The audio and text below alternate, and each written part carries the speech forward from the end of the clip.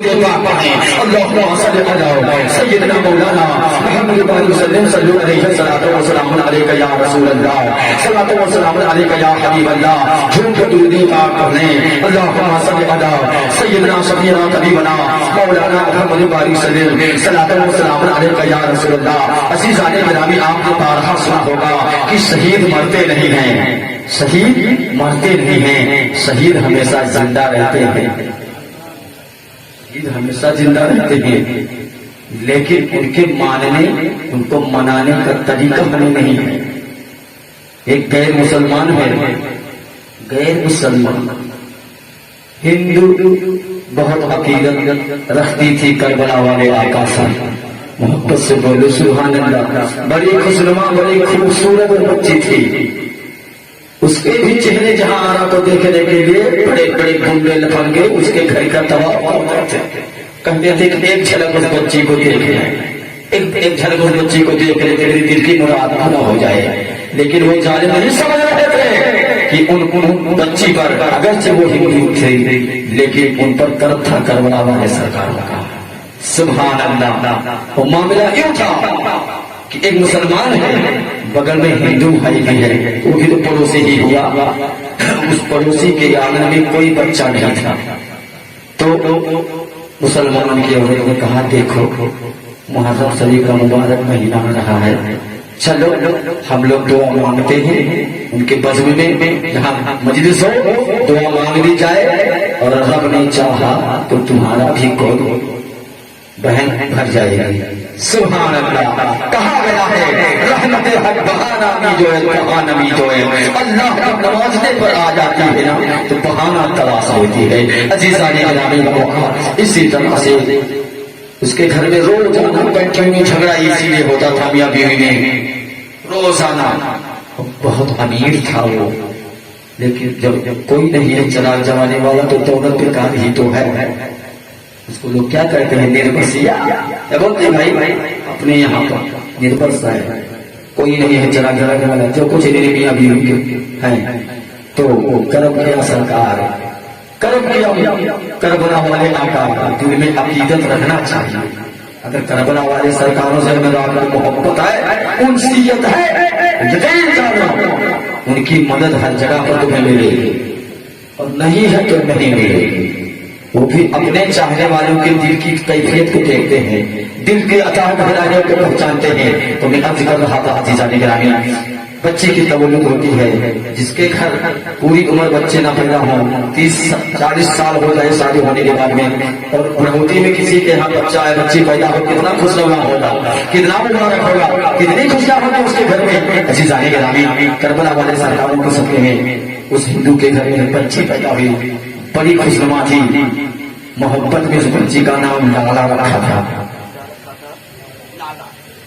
چھوٹی چھوٹی بچی کو لالا نام رکھا تھا لیکن اللہ نے اس کے چہرے کو اتنا خوبصورت بنایا تھا اتنا حسین و جمیل بنایا تھا کیوں نہ ہو جسے کربلا والے سرکار سے محبت ہو جائے گا اس کا چہرہ یہاں بھی چمکے گا وہاں بھی چمکے گا مر جائے گا قبر میں چمکے گا جو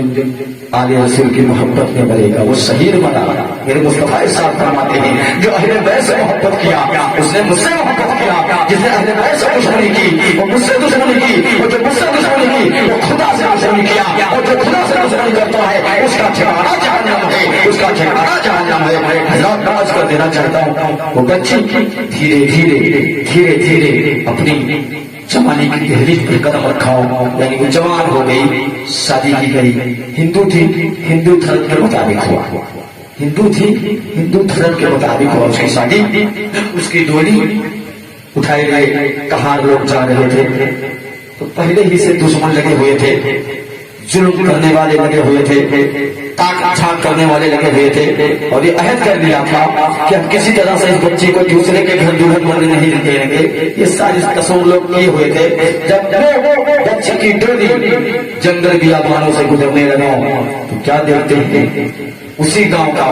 اسی شہر کا ایک نوجوان ہے اپنے گنڈوں لفنگوں کو لے کر اسی جھاڑیوں میں اسی جنگل کے ادھر ادھر میں چھپے ہوئے تھے اسی جنگل کے بیچوں بیچ سے راستہ تھا اسی سے ڈولی جا رہی تھی اتنے میں اچانک وہ لوگ نکل پڑے اور کہا ڈولی کو اتارو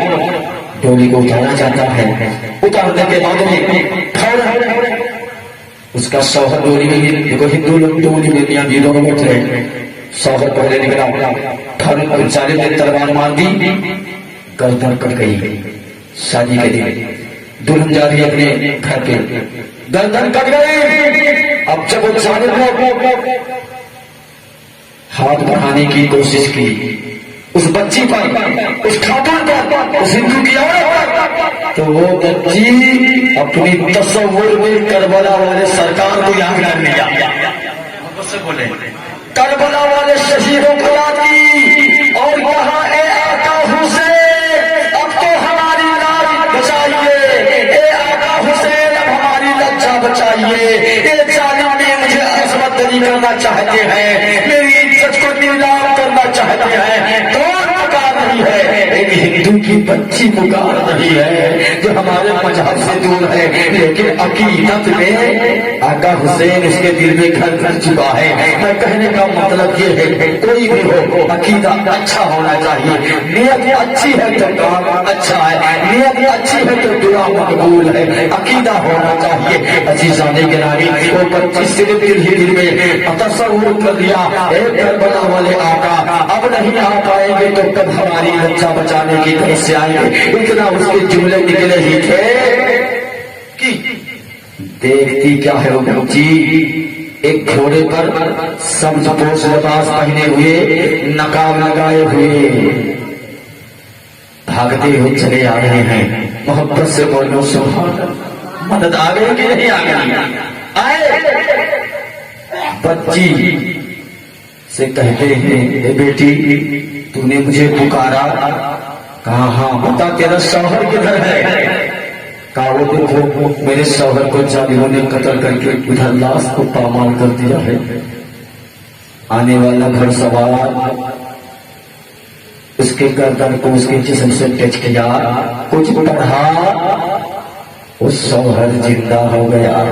मोहब्बत से बोलो, एक करबला वाले सरकार की करामत है, एक करबला वाले सरकार के मोजिज़ात हैं। मुसलमान करो,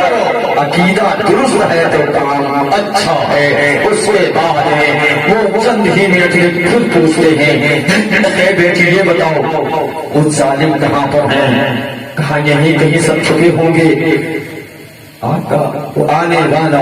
झाड़ियों में जो लोग छुपे थे ना, एक एक बात दी गई, सबको किनारे जहन्नम पहुंचा दिया तलवार से। फिर घोड़े पर सवार होकर जाने लगा तो बच्ची आगे बढ़कर उनके दामन को पकड़ा और कहा, ए आने वाला, ए मेरी मदद कर पहुंचने वाला, ऐसी मुसीबत में काम आने वाला तू कौन है? अपना नाम बता दे, अपना एड्रेस बता दे, हम तुम्हारा शुक्र गुजार हैं, हम तुम्हें कभी नहीं भूलेंगे। अजीज़ाने गिरामी बाबा तो वो आने वाला नकाब ही में कह रहा है, ए बच्ची जिसको तुम दुनिया में याद कर रही थी, जिसको तुम बचपन ही से याद कर रही थी, वही मेरा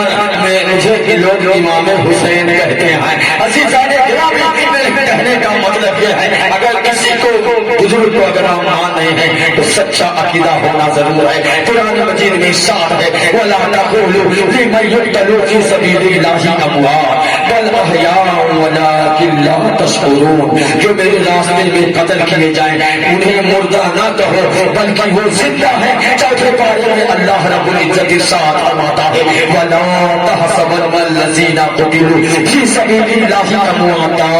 बल अहयाउ इंदा रब्बिहिम युरज़क़ून। खून की सैर चमन, खून जुना साथ रहे।